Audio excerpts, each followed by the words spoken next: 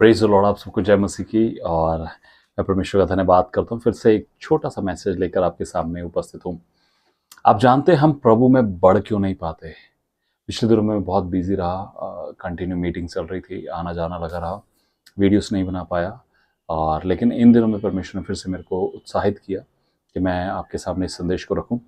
आप जानते हैं कई बार हम परमेश्वर में क्यों नहीं बढ़ पाते। हम सोचते हैं, हम चाहते हैं, लेकिन हमारी इच्छा सिर्फ वहीं तक सीमित रह जाती है।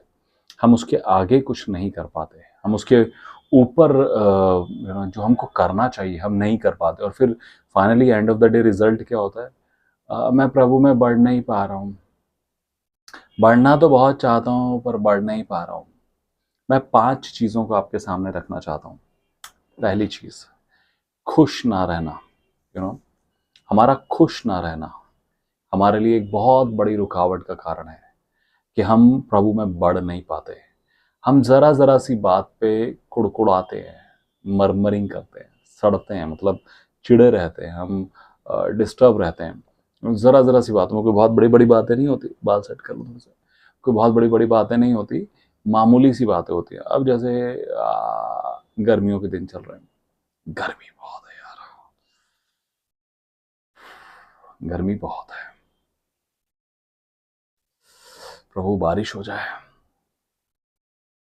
बारिश हो गई, अरे यार बारिश बहुत है, मतलब इतनी बारिश, जगह जगह पानी हुआ पड़ा, गड्ढे भरे पड़े, क्या करूं किधर जाऊं समझ नहीं आ रहा है।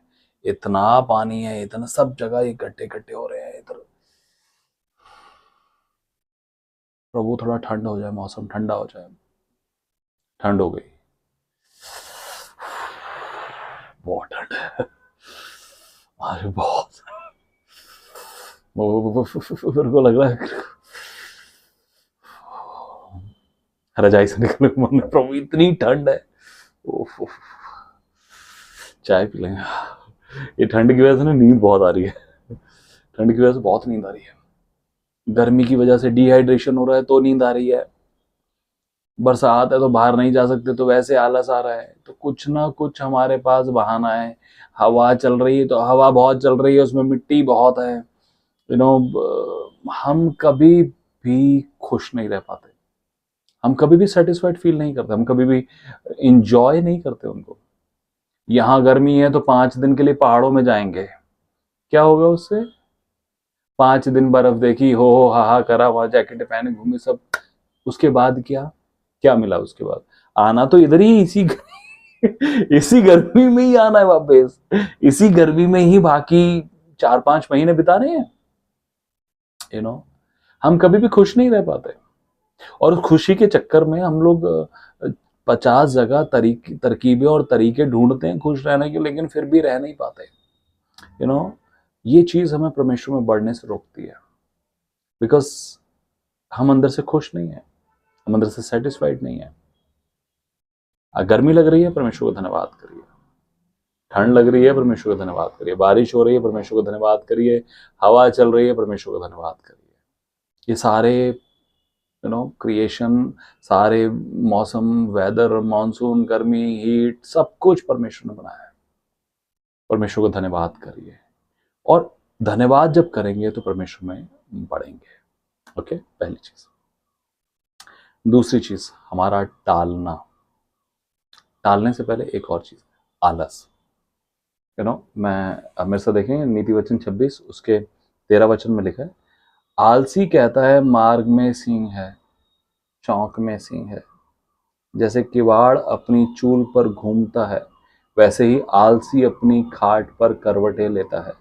आलसी अपना हाथ थाली में तो डालता है, परंतु आलस्य के कारण कौर मुंह तक नहीं उठाता। आलसी अपने को ठीक उत्तर देने वाले 7 मनुष्यों से अधिक बुद्धिमान समझता है। मतलब आलसी के बारे में और भी बहुत सारी बातें लिखी है। मैं एक आलसी व्यक्ति, सच में अगर हम अपने जीवनों को देखें, हमारे पास बहुत ढेर आलस से भरे पड़े हैं। आलस, लेट उठेंगे, लेट सब कुछ करेंगे। कोई कोई शेड्यूल नहीं है लाइफ का, कोई रूटीन नहीं है, कोई सिस्टम नहीं बनाया है। हम स्कूल में जब पढ़ते थे तो हमारा एक टाइम टेबल होता था। इतने बजे ये पीरियड लगेगा, इतने बजे स्कूल आना है, इतने बजे प्रेयर होनी है, इतने बजे अटेंडेंस लगेगी, पहला पीरियड इसका होगा, दूसरा पीरियड इसका होगा, तीसरा पीरियड इसका होगा।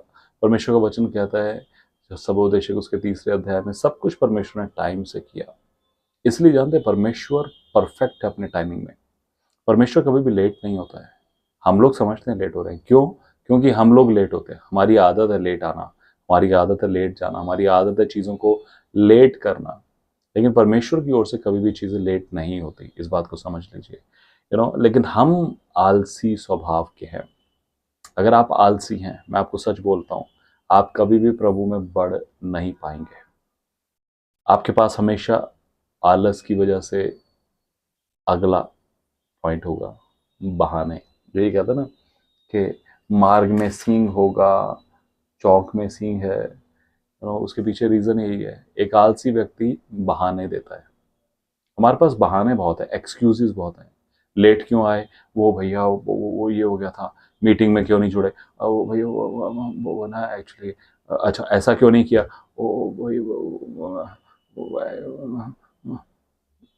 हम इसी में उलझे रहते हैं कि कब सही बात करें, कब प्रभु में बढ़ सकें। हमारे पास हमेशा कोई ना कोई बहाने तैयार है। रीजन क्या है? हम आलसी हैं। हम कोई भी चीज़ पंक्चुअलिटी से करते नहीं है। हमारे पास टाइम एक जो परफेक्ट शेड्यूल होना चाहिए, एक भी परफेक्ट टाइमिंग होना चाहिए चीज़ों का, वो नहीं होता है। और जब वो नहीं होता है तो फिर चीज़ें टाइम पर शुरू नहीं होती। जब टाइम पर शुरू नहीं होती तो टाइम पर ख़त्म नहीं होती। पिछले दिनों मैं एक मीटिंग में था और वहाँ पर एक बहन ने इस प्रकार से बताया, कहते कि हमारे देश भारत में सबसे ज़्यादा परमेश्वर का निरादर होता है। और कहते हैं मैं कई देशों में बाहर गई हूँ, और बाहर के देशों में अगर कोई चर्च में लेट आया तो बहुत ज़्यादा, अगर लेट आया तो 2 मिनट लेट होते हैं। 2 मिनट लेट। हमारे देश में तो 2 मिनट, आधे घंटे लेट को भी लेट नहीं समझते, लेकिन वहाँ पर 2 मिनट लेट होते हैं, तब भी वो कितनी बार सॉरी बोलते हैं, sorry, I am really sorry, मैं लेट हो गया। और 2 मिनट लेट क्या लेट होगा, लेकिन वहाँ पे 2 मिनट लेट होना बहुत बड़ी बात है। और हमारे देश में आखिरी आमीन होता है जब, तब भी कई लोग एंटर कर रहे होते हैं चर्च में, और फिर एक्सपेक्ट करते हैं परमेश्वर हमारे लिए। अरे भैया, सुधर जाइए, संभल जाइए। हमें चीज़ों को टालना बंद करना होगा। अगर सोचिए, परमेश्वर चीज़ों को टालने लगे, परमेश्वर बोले कि कल मैं आपको ब्लेस करूंगा, आप कहें ठीक है प्रभु, लेकिन कल जब हो जाए तो प्रभु के दो दिन का और टाइम देना। एक्चुअली ना वो क्या हो गया कि मैं ना नहीं कर पाया, मैं थोड़ा बिजी था, मैं गया हुआ था घूमने, इसलिए नहीं कर पाया। अगर परमेश्वर हमारे लिए टालने लग जाए तो हम क्या करेंगे? क्या हम परमेश्वर पर विश्वास कर पाएंगे? क्या आप एक ऐसे व्यक्ति पर भरोसा कर पाएंगे जो टालता हो? उसका कुछ नहीं पता, वो कब हाँ कहेगा कब ना कहेगा, उसका कुछ नहीं पता, कब वो मुकर जाएगा उसका कुछ नहीं पता। यस, एक चीज, खुश रहना सीखिए परमेश्वर के साथ। परमेश्वर की उपस्थिति में आनंद है, और उसका आनंद हमारा बल है। नेहम्याह इस बात को कहता है। दूसरी चीज, आलस को त्यागिए। आपको अगर आलस हो रहा है तो या तो अपना चेकअप करा लीजिए, या फिर अपने आप को किसी रूप से तो एक्टिव रखने की कोशिश करिए। तीसरी चीज, टालना बंद करिए। आलस जाएगा तो टालना भी बंद हो जाएगा। ओके। चौथी चीज, अपने कंफर्ट जोन से बाहर आ जाइए। कई बार हम अपने कंफर्ट जोन में रहना बहुत पसंद करते हैं। आप जानते हैं, बहुत से लोगों को आप देखेंगे चर्च में, उसी जगह पर बैठेंगे जहां पर वो पिछले 20 साल से बैठते आ रहे हैं। आंखें बंद कर कर भी आप उनको ढूंढ लेंगे कि वो बंदा उसी जगह पर, उसी चेयर पर, उसी कुर्सी पर, उसी बेंच पर बैठा है। वो कभी भी अपनी चेयर को नहीं, जानते क्यों? क्योंकि वो उसका कंफर्ट जोन है। वहीं पे बैठ के उसको वचन सुनने में मजा आता है। लेकिन मैं आपको सच बताऊं, हमें अपने कंफर्ट जोन को छोड़ना बहुत जरूरी है। अगर आप चाहते हैं परमेश्वर में बढ़ना, यदि आप चाहते हैं परमेश्वर के राज्य में कुछ कर पाए, कुछ भी कर पाए, तो आपको अपने कंफर्ट जोन को छोड़ना होगा। आप मेरे साथ देखिए नेहम्याह, उसके पहले दूसरे अध्याय के 12वें वचन में, यहाँ पे नेहम्याह जब यरूशलेम की दीवार को बनाने के लिए राजा से अनुमति लेता है कि मैं जाकर देख कर आता हूँ, और जब वो जाता है तो देखिए 11 वचन से लिखा है, जब मैं यरूशलेम पहुंचा तब वहां 3 दिन रहा। तब मैं थोड़े पुरुषों को लेकर रात को उठा। मैंने किसी को नहीं बताया कि मेरे परमेश्वर ने यरूशलेम के हित के लिए मेरे मन में क्या उपजाया है। अपनी सवारी के पशु को छोड़ कोई पशु मेरे संग ना था। मैं रात को तराई के फाटक से होकर निकला और अजगर के सोते की ओर और कूड़ा फाटक के पास गया और यरूशलेम की टूटी फूटी शहरपनाह और जल फाटकों को देखा। तब आगे बढ़कर सोते के फाटकों और राजा के कुंड तक के पास गया, परंतु मेरी सवारी के पशु के लिए आगे जाने को स्थान ना था। तब मैं रात ही रात नाले से होकर शहरपनाह को देखता हुआ चढ़ गया, फिर घूमकर तराई के फाटक के भीतर आया और इस प्रकार लौट आया। वो अपने जिस गधे को लेकर जा रहा था, जिस पर वो बैठकर जा रहा था, एक समय आया जब वो यरूशलेम में घूम रहा था, देख रहा था उस दीवार को, लेकिन फिर एक समय आया जहां से उसका जो सवारी थी, उसका जो गधा था, आगे नहीं जा सकता था। उसने अपने गधे को वहां छोड़ दिया, पैदल गया होगा। अपने कंफर्ट जोन से बाहर आइए। हमारी गाड़ी, हमारी जो रिसोर्सेज जहां तक जा सकते हैं, कभी कभी हम वहीं तक जाते हैं, उसके आगे हम बढ़ना नहीं चाहते। हमको लगता है अरे यार हमारी गाड़ी उस तक गई नहीं, निकल के पैदल जाइए। कभी कभी हमारा कंफर्ट जोन जो है हमें परमेश्वर में बढ़ने से रोकता है। कभी कभी हम प्रभु में इसलिए नहीं बढ़ पाते क्योंकि हम अपने कंफर्ट जोन से बाहर नहीं निकल पाते। कभी कभी हम परमेश्वर के साथ इसलिए नहीं चल पाते क्योंकि हम अपने कंफर्ट जोन से बाहर नहीं निकल पाते।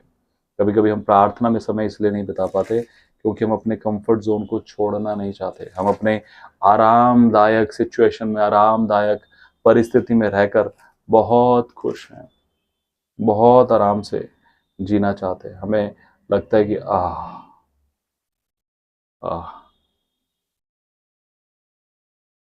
5वीं चीज,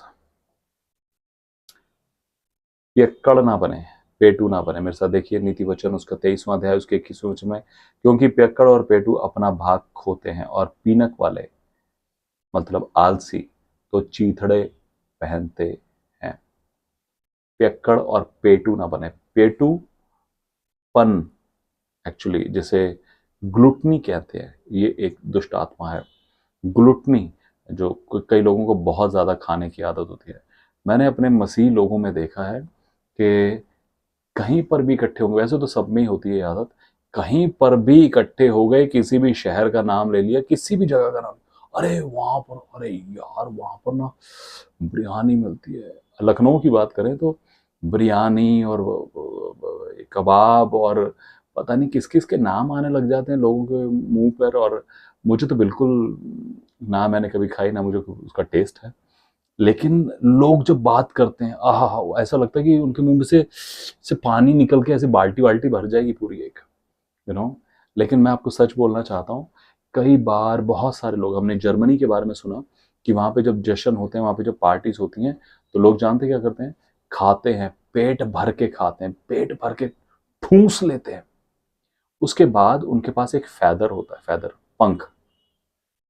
वो पंख को अपने मुंह में डालते हैं और ऐसे गुदगुदी खुजली करते हैं अपने मुंह में, और उससे फिर उनको वॉमिटिंग होती है। वॉमिटिंग करते हैं, उसके बाद फिर और खाते हैं। मतलब जुबान का स्वाद इतना है कि उन्हें इस बात की परवाह नहीं कि वो क्या कर रहे हैं। आप जानते हैं बहुत ज्यादा खाना हमारे शरीर को खराब करता है। गलत खाना, जंक फूड खाना, ऊट पटांग कुछ भी, हम ऐसे तो नहीं नहीं भैया, हम रोटी तो 2 ही खाते हैं, ऐसे 2 रोटी खाता हूं, थोड़े से चावल होते हैं, उसमें थोड़ा सलाद होता है, बाद में 3 गुलाब जामुन, थोड़ी आइसक्रीम, और बाद में हम ऐसे टहलने निकल जाते हैं। बाद में भी अगर कुछ मिल गया तो ऐसे थोड़ा, बहुत बहुत ज्यादा नहीं खाते। अभी जितना तूने बता दिया भाई, पूरे घर का राशन खत्म हो चुका है उसमें। तो कई बार हम अपने खाने पर ध्यान नहीं देते। हमारा खाना हमारी हेल्थ को बहुत ज़्यादा, ओवर ईटिंग हमारी हेल्थ को डिस्ट्रॉय करता है। इसलिए हमें फास्टिंग में रहना भी बहुत ज़रूरी है। ठीक है, तो मैंने आपको 5 चीज़ें बताई। एक, हमारा खुश ना रहना, या मैं यूं कहूँ कि इसको इस तरह से शुरू करते हैं, पहला है, आपके कंफर्ट जोन से बाहर निकलिए। जो आपकी आरामदायक सिचुएशन है, ऐसे ही पढ़ना है, ऐसे ही बैठना है, ऐसे ही लेटना है, उससे बाहर निकलिए। जब आप बाइबल पढ़ते हैं तो चेयर पे बैठिए, ज़मीन पे बैठिए, अपने सोफे या गद्दों पे मत बैठिए। क्यों? वहाँ पे आपको आराम मिलेगा, आपकी कमर को, आपको रिलैक्स फील होगा। जब आपको रिलैक्स फील होगा तो आपको आराम की इच्छा होगी, आपको लेटने का, नींद आने का मन करेगा। तो उस कंफर्ट जोन से बाहर आइए, एक चीज़। दूसरा, आलस बंद करिए, आलसी होना बंद करिए, कभी भी आत्मिक रूप से बढ़ नहीं पाएंगे। तीसरा, टालना, अभी करता हूँ, बाद में करता हूँ। दूसरों के टाइम को ऑनर करना सीखिए। अगर आपने किसी को टाइम दिया है या किसी से मिलने जा रहे हैं या कोई आपके पास आ रहा है, उसके टाइम की वैल्यू करिए। हम मसीहों में लोग टाइम की वैल्यू नहीं करते। मैंने इस चीज़ को नोटिस किया है, हम लोगों में टाइम को वैल्यू करना बिल्कुल पसंद नहीं है। मतलब अगर आप बोलेंगे 6 बजे हम आएंगे, तो कभी भी हम 6 बजे तो नहीं आएंगे, 7:30 8 बजे आएंगे, 10 बजे आएंगे। दूसरा वेट करता करता परेशान हो जाए। हमने बहुतों को देखा है, मैंने व्यक्तिगत रूप से देखा है, और ये एक आत्मिक जन की निशानियां नहीं है। ओके, तो आप कभी भी ऐसे बढ़ नहीं पाएंगे। तीसरा, टालना बंद करें। चौथा, खुश रहना शुरू करें। ठीक है, परमेश्वर के साथ, परमेश्वर की उपस्थिति में खुश रहना शुरू करें, ना खुश ना रहे। और इन सब के ऊपर लिमिटेड खाएं। कोशिश करें कि थोड़ा भूख रखें। मतलब अगर आपको 4 रोटी की भूख है तो 3 ही खाएं। शाम को मीठा ना खाएं, शाम को ना ही खाएं तो भी अच्छा है। ओके, ताकि आपका पेट रिलैक्स रह सके और आप फिट रह सके, आप हेल्थी रह सके। आमेन। सो मे गॉड ब्लेस यू। और मेरे लिए प्रार्थना करिएगा, मैं आगे और भी संदेश बना सकूं। मैं बहुत बिजी हूँ इन दिनों में और काफ़ी चीज़ें चल रही हैं। पर मैं कोशिश करूंगा कि मैं नए संदेशों को आप तक पहुंचा सकूं। Amen. May God bless you, love you all, take care, जय मसीह की।